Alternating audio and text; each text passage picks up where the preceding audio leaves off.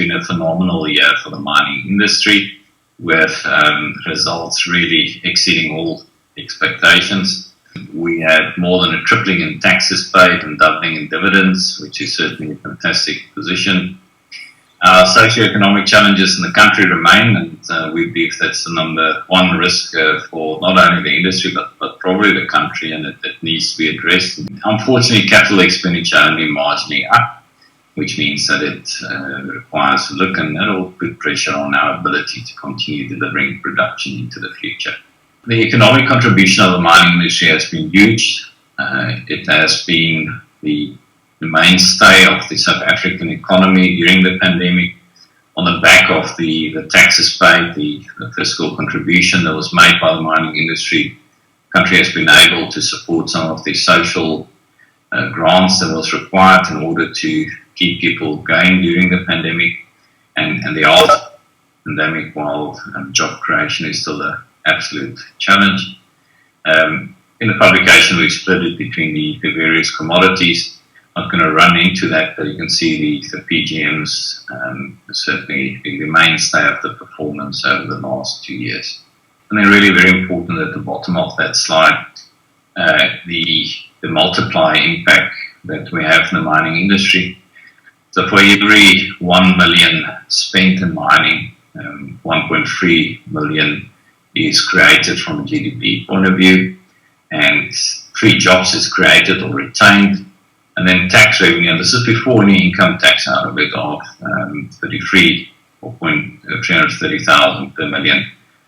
In billions, these numbers sounds better than you can say. For 1 billion spent, 330 million of tax income is generated on a direct, indirect, and induced basis. And you can do the same on exploration, the very similar numbers that you get. The reality is we generate much more income for the country if we invest in the mining industry, and that's even before the upside of production out of the mine. So clear incentive there for the economy to support the mining industry to get investment going. From a total revenue perspective, this went up by 63% as at 30 June 2021. That was really on the back of higher PGM and iron prices. It's also quite unfortunate that despite the recent record coal prices, the industry couldn't really benefit or realize the benefits due to logistical constraints experienced when it came to exports. From an operating expenses perspective, this increased by 20%, and largely driven by the fact that there was a recovery of production to pre-pandemic levels, and the increases we've seen were especially on transportation and processing energy costs. And with the EBITDA of well above 30%, I guess there is an incentive, like Andres mentioned before, to actually invest in increasing capacity in the industry. South Africa, our country, is in desperate need of job-creating growth at the moment. The minister is saying get rid of some of the red tape and let's get going. How do you envisage that the mining industry can help to generate job growth? Is actually key. If we don't create the jobs, then this country will close down. I think that's the sad reality.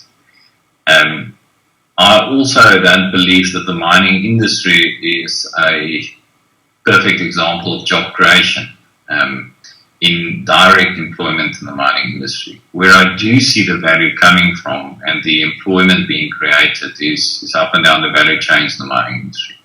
So the suppliers into the mining industry.